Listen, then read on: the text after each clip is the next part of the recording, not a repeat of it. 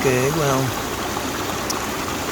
say this is bitter crest, but I'm really looking at this here. And so this is Mimulus guttatus. It's now in its own family now, but it's still a Mimulus. It used to be in the snapdragon family, and so it's changed a little bit. But if you look up Mimulus or monkey flower, you'll probably get the. You can see it's damn near aquatic. This is a moderately sized one. Here's some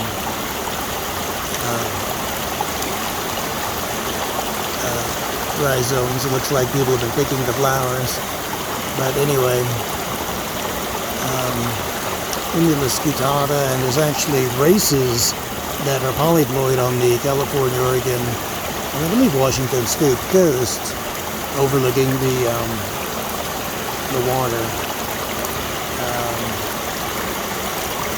But anyway, it actually grows pretty well in the garden. There's a number of Mimulus that are cultivars, and there's some really nice ones. There's some hummingbird pollinated ones that are red. So anyway, the guttata is quite prolific, and it actually has become a weed in Europe. So anyway, this is a common plant throughout the entire West and further.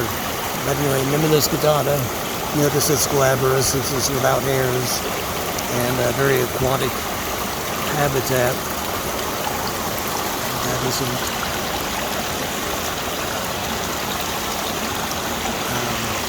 so anyway, there you go.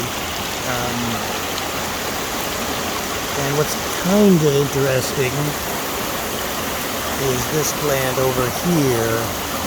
And it's not flowering, so I can't tell you the species, but notice the aquatic habitat.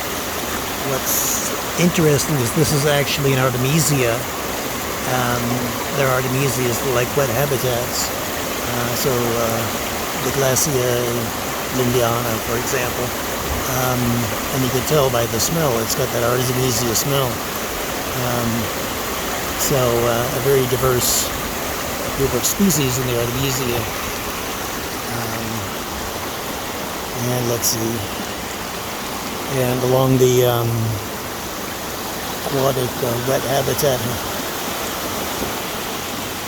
is the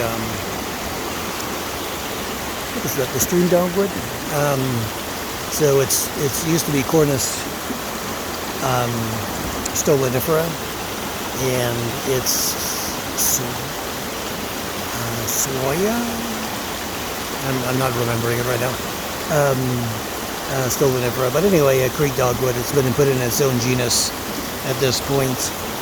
And so forth. I'm always a little bit surprised to see weeds up here. So, because this is the Oak Creek.